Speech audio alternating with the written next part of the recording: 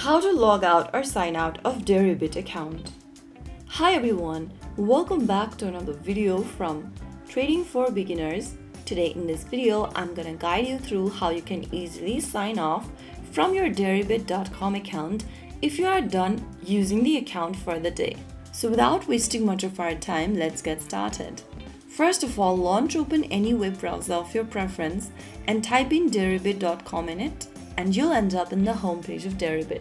If you're already logged in and you want to log out of it, go to the upper right corner and mouse over to your profile icon.